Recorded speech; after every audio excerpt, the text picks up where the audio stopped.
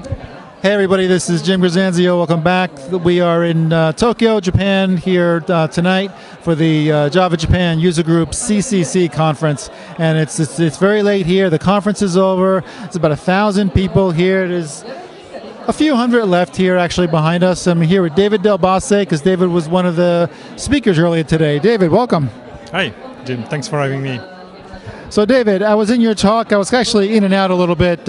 You spoke actually just before the party here. And I noticed the room was full. I noticed you were giving a demo. So it was a live demo. So you're talking about JVMs and containers, right? So just give me a summary of what you talked about. Okay, so my session is basically how to run Java into containers. So I'm sharing best practices and tricks.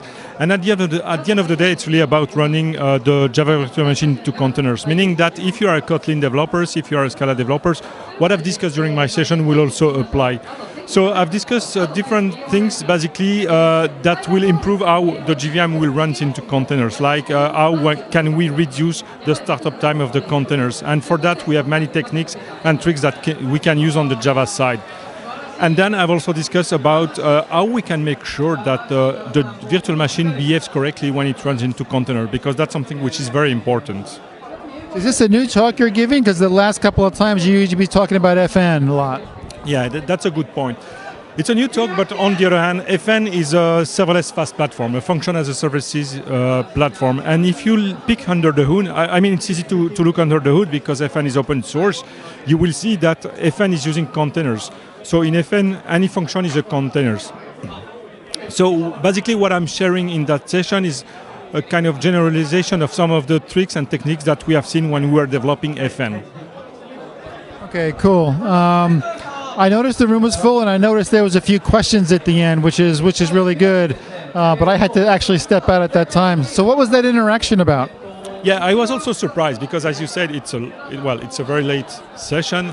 But I was very surprised by the number of questions that I had, and basically people were asking to deep dive a little bit on what I've discussed, because obviously I had a 45-minute session, which is kind of short.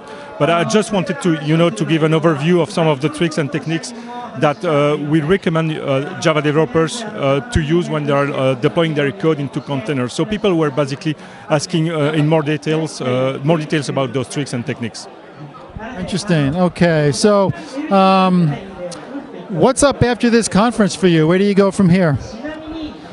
So it's not yet done. I mean, we still have a few Oracle events in Japan, one in Tokyo on Monday and another one in Osaka later in the week. And then I'm heading back to Europe. And I hope, honestly, that, I still have a few conferences to do in Europe in December, but this is the first time I'm in Asia this year. So it's my latest big trip. And I have to admit that I'm happy with that, because I'm a little bit exhausted with all the trips I had to do this year. So having said that, I really enjoyed coming to Japan. So actually, I wanted to ask you what your impression of it was, because it's a very interesting conference here because there's no keynote.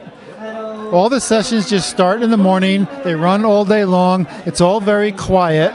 It's not a sound. And then at night, the place explodes like this. So what's your impression of all this?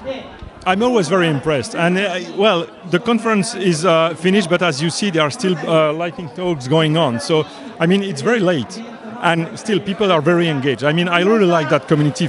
I mean, it's really there is a vibrant community here in Japan. So that's something I really appreciate. Yep. Yeah, these lightning talks, they go on for a couple of hours, and they're highly animated. I mean, these guys, they got the speakers there. We can literally hardly hear each other right here, but I'm hoping this microphone is only picking up me and you. But they go on for a couple of hours back here, and they get sushi and beer and all kinds of other stuff. But what's so interesting to me is all day long, it's dead silence. And it's very organized and very formal, and then the place blows up at night. How often do you get to Japan? I would say once a year. Once a year, yeah. And I mean, living in Europe, I mean, this is my first time in Asia this year, so I've been to Singapore, Taiwan, China. So I mean, it's more than enough, because I mean, traveling is exhausting. But again, Japan is really the place I'm okay to spend my energy to come to. So do you think this community has a lot of potential here? Yeah, I think so. I mean, just by looking at the energy and the enthusiasm that the community has, yeah. Because I've noticed, I've been asking around about who's contributing, right? Who's actually contributing code, and a couple of people in this room are core contributors to OpenJDK. Yep, that's true. So yeah, I mean, that's a very nice community. Andres was telling me a little bit earlier that, oftentimes we Westerners come to Japan to give talks and things like that. You guys come from the outside, but now the trend is these guys are going out as well, and they're going to shows. That's really, really an encouraging thing. Is there anything, trends going on in the Java community that we should know about? Anything that's interesting happening in the last 6 months or so? Well, the thing is that, we have this new release cadence with OpenJDK. So every 6 months we have a new Java release. So it gives, I would say it gives meat to the community. I mean, every 6 months we have a new release that we can work on, that we can even use in production if we want to. So that new release cadence is really paying off. We see a lot of excitement from the community about OpenJDK and all the new stuff that we're bringing on. And also, the community now has the time to understand what we are bringing to the platform. They have the time to play with the new features and so on. So that is very exciting. Yeah. Okay. Well, David, thank you very much for coming by. Appreciate the conversation, even though we can hardly hear each other.